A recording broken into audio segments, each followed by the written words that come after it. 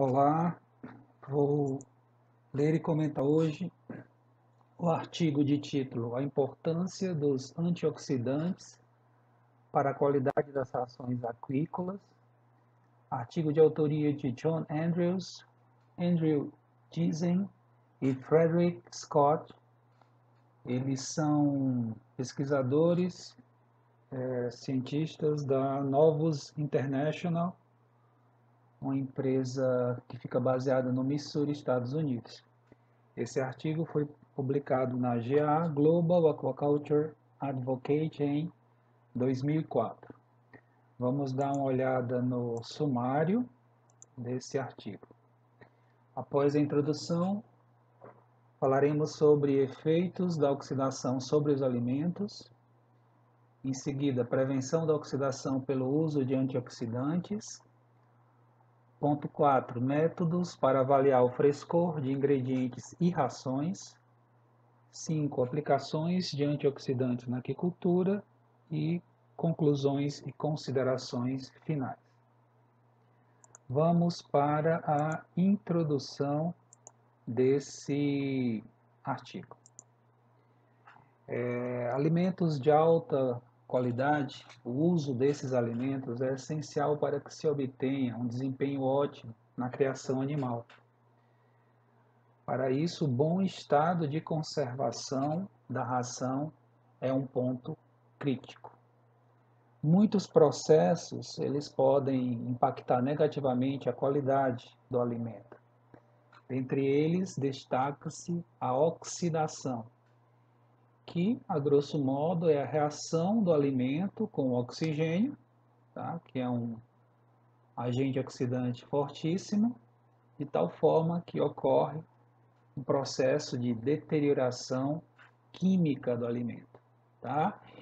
Então, dentre esses processos que podem impactar negativamente a qualidade alimentar, se destaca a oxidação como um fator que atua em todas as fases da cadeia de produção de alimentos, desde os ingredientes que podem sofrer oxidação, por exemplo, farinha de peixe, o óleo de peixe, desde a ração balanceada, tá? Principalmente aquelas com níveis maiores de ingredientes de origem animal, e também o produto final, o peixe, o camarão, o pescado, ele pode também sofrer oxidação nas prateleiras, certo? De tal forma que o manejo da qualidade, do frescor, do estado de conservação desses alimentos, dos ingredientes, das rações, é fundamental, tá? De tal forma que se consiga prevenir ou retardar o processo de peroxidação, que é a formação desses radicais livres, peróxidos, tá? Com destaque para farinha de peixe, óleo de peixe, principalmente das rações para camarão, que utiliza muito esses ingredientes, farinha e óleo de peixe. Então, se busca estratégias, metodologias, formas de se prevenir ou retardar o processo de oxidação, de deterioração química dos alimentos, a peroxidação, de tal forma a se fornecer aos animais rações que contenham ingredientes em bom estado de conservação, preservados, tá? Esse manejo da qualidade oxidativa, né, do frescor dos alimentos deve acontecer em todas as fases do processo produtivo, desde os ingredientes até o processamento da ração, tá? O armazenamento e oferta da ração na fazenda, o processamento do pescado, tá? Dos peixes e camarões, de tal forma que se consiga produzir alimentos com alta qualidade sanitária, nutricional para os consumidores, tá? Nesse slide a gente tem uma imagem, tá, de um grande tanque para aplicação de antioxidantes ao óleo de peixe. Isso que a gente está vendo dentro desse tanque é óleo de peixe, que vai receber algum ou alguns antioxidantes, vai ser feita a mistura, tá? Para que ele possa ser envasado e depois, posteriormente, comercializado, certo? Vamos para o ponto 2. O ponto 2, ele trata dos efeitos da oxidação sobre os alimentos, tá? Efeitos da oxidação sobre os alimentos. A oxidação é definido como um ato ou processo em que alguns compostos são oxidados e se oxidam, tá? Vai abranger, né, envolver a transferência de elétrons de uma molécula para outra. Portanto, o processo de oxidação é aquele pelo qual um composto ou substância perde elétrons para outro, denominado agente oxidante, geralmente o oxigênio, tá? Nesse processo, o composto ou substância que foi oxidado, ele vai se deteriorar, vai se alterar para pior e vai perder seu valor funcional, se for uma enzima, um hormônio, e nutricional, tá? Com isso, o alimento, à medida que os compostos vão se deteriorando, ele vai perdendo progressivamente seu valor nutricional, certo? No processo de oxidação, são formados radicais livres que são altamente instáveis e reativos. Tá? Dentre eles se destacam os peróxidos, daí o nome peroxidação desse processo de deterioração química alimentar, dos alimentos, tá? Então vão ser produzidos esses radicais livres, com destaques para os peróxidos, mas também outros metabólitos oxidativos, tá? Secundários e terciários. O peróxido é considerado um composto primário, tá? Ele surge logo no início do processo de oxidação, certo?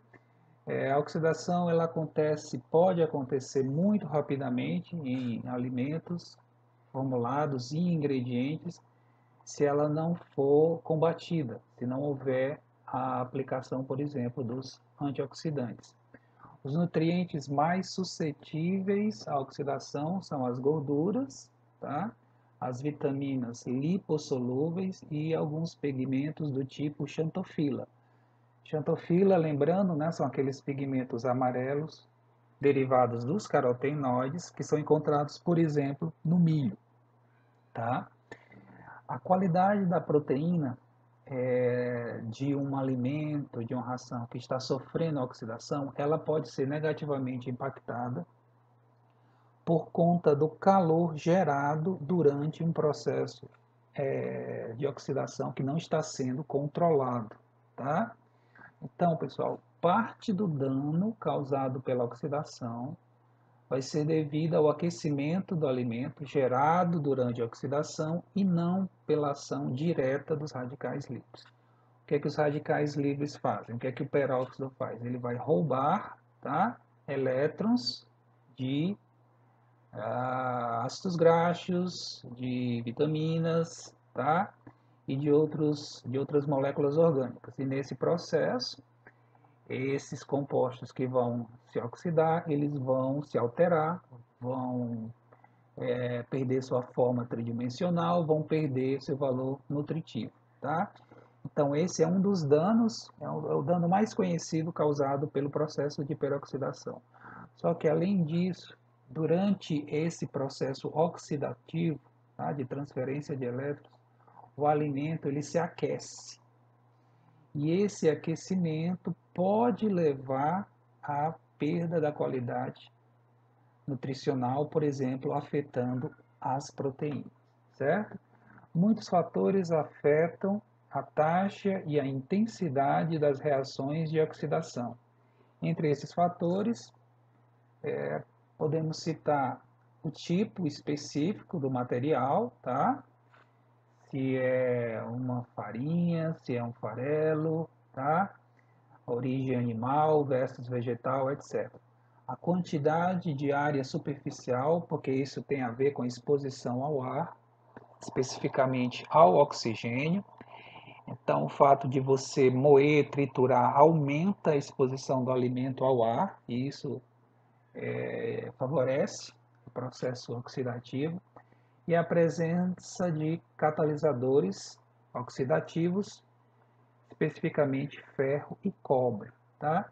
A farinha de peixe ela é particularmente suscetível ao processo de oxidação por conta dos seus altos níveis de ácidos graxos insaturados, tá? Ela é rica em ômega 3, né, que é poliinsaturado, e também por causa da sua área superficial ampla, né? Grande área superficial, afinal de contas, ela está na forma de grânulos, né? De pequenas partículas. O material passou por um processo de trituração, moagem e peneiramento, certo?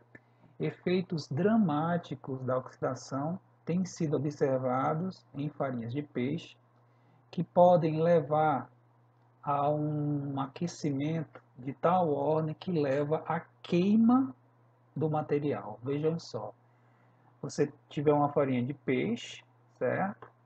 Com nível de lipídio elevado, tá? A farinha de peixe, por característica, principalmente peixe marinho, né, que é a commodity, a anchoveta, por exemplo, ela tem muito ômega 3, então você tem aí um material bastante suscetível à peroxidação, tá? Vai haver um aquecimento de tal ordem, se não houver nada que dificulte, né, impeça essa oxidação, vai haver um aquecimento desse material de tal ordem durante a peroxidação que pode levar à queima, e ele está chamando aqui, estão dizendo aqui, a autocombustão desse material. Então, literalmente, vai queimar o alimento, no caso aí a farinha de peixe. Outros efeitos mais sutis incluem redução da energia metabolizável, perda do valor nutricional, né? Comprometimento da qualidade proteica da proteína e dano celular. Tudo isso causado pelos peróxidos e outros radicais livres que vão surgir nesse processo oxidativo. Esses efeitos eles vão refletir em danos, em prejuízos zootécnicos, tá? O crescimento do animal vai ser negativamente afetado, vai ter menor ganho em peso, né? vai ter uma conversão alimentar pior, o animal vai se tornar mais suscetível às doenças, certo? E no final pode levar a um aumento na mortalidade, tá? Pesquisas realizadas com várias espécies confirmam, né, os efeitos negativos, deletérios, do fornecimento de farinhas animais, tá? Concentrados proteicos animais em estado de conservação ruim, tá? Já em grau de oxidação avançado, tá? Com grau de deterioração química avançado. Aí ele cita aqui um exemplo com animal terrestre, com galinhas poedeiras, tá? Que receberam, né? Ração com alimento já peroxidado, afetou negativamente o ganho em peso e a conversão alimentar, tá? Em particular, as rações para camarão, que são bastante proteicas e contêm proporções maiores, tanto da farinha como do óleo de peixe, o controle da oxidação é de grande importância por conta da extrema sensitividade dos animais, dos camarões, aos peróxidos e a outros produtos da oxidação, tá? Então, o camarão ele vai ser muito afetado, tá? O desempenho dele, a saúde animal dele vai ser muito afetado se você descuidar, se houver um descuido aí na conservação desse ingrediente, dessa ração que está sendo fornecida aos animais, tá? Esse foi o ponto 2, tá? Esse foi o ponto 2.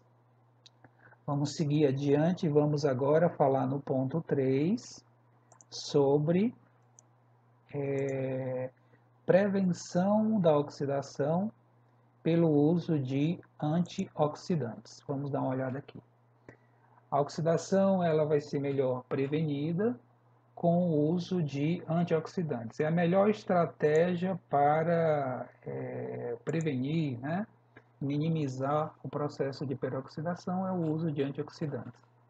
Quando esses antioxidantes são adicionados desde o início do processo produtivo, ou seja, já no processamento dos ingredientes da farinha de peixe, do óleo de peixe, tá?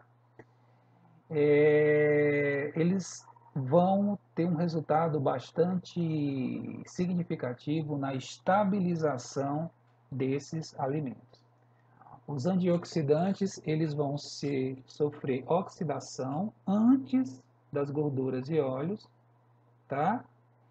E esse antioxidante oxidado, né? Curioso essa expressão, né? Esse antioxidante que sofreu oxidação, ele será quimicamente estável. Portanto, os antioxidantes, ao reagirem com o oxigênio, não produzem radicais livres, como os lipídios, ácidos graxos produzem, os peróxidos, tá? De tal forma que você tem aí uma interrupção do processo oxidativo. Basicamente, o que acontece? O antioxidante, ele se oxida no lugar do nutriente, no lugar do ácido graxo, no lugar da vitamina, tá? Então, com isso, ele preserva o valor nutricional, a integridade química daquele ácido graxo, daquele lipídio, daquela vitamina. E outra função importante do antioxidante é o seguinte: quando os lipídios e as vitaminas são oxidados, surgem peróxidos a partir daí, tá? Quando o antioxidante é oxidado, tá? Não há o surgimento de radicais livres. Ele, na forma oxidada, né? A toxiquina, por exemplo, quando ela se oxida, ela se encontra numa forma quimicamente estável que não produz radicais livres, tá? É importante lembrar que os antioxidantes, eles param, né? Eles barram o processo de oxidação, mas não podem revertê-lo, tá? Ou eliminar produtos oxidativos que tenham sido anteriormente gerados ou produzidos. Portanto, os antioxidantes não recuperam a qualidade do alimento, apenas impedem que sua deterioração continue ou avance, tá? Então, se você aplicou o antioxidante numa fase tardia, né? Se você demorou a aplicar o antioxidante, o que tiver acontecido de dano oxidativo, de hiperoxidação, vai se manter, tá? Aquele prejuízo ali, aquela queda de valor nutricional, ela não vai ser revertida. O antioxidante, claro, ele vai agir do momento em que foi aplicado para frente, tá? Os antioxidantes, eles param o processo de oxidação por fornecerem elétrons, tá? Que estabilizam os radicais livres presentes nos alimentos, tá? Então, os ingredientes alimentares contêm esses radicais livres, tá? E eles são ávidos, né, por elétrons, eles são agentes oxidantes, eles vão remover elétrons das substâncias, poderiam remover de lipídios e vitaminas, mas, havendo antioxidantes efetivos, quem vai fornecer elétrons para esses radicais livres é o antioxidante, protegendo dessa forma, preservando a estrutura química dos nutrientes. O excesso de energia criado pelos radicais livres sobre as moléculas dos antioxidantes vai ser dissipado através da estrutura molecular do antioxidante como um todo, tornando-a estável, né? Então, aquele superaquecimento, né? Aquele aquecimento do alimento que está sofrendo peroxidação, ele não vai acontecer ou vai ser mínimo se houver a presença, se ele recebeu a aplicação de antioxidante, tá? O aquecimento que esse antioxidante vai sofrer quando ele for oxidado, tá? Por esses radicais livres, vai ser mínimo. Aí temos aqui no slide os 4 principais antioxidantes sintéticos utilizados pela indústria, tá?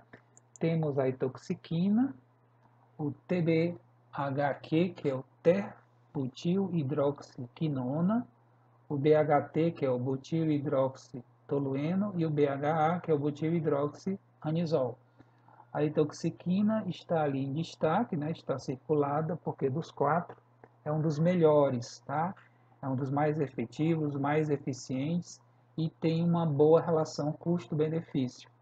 A empresa, né, dos autores do artigo, a Novus International, eles fornecem para o mercado mundial etoxiquina, certo?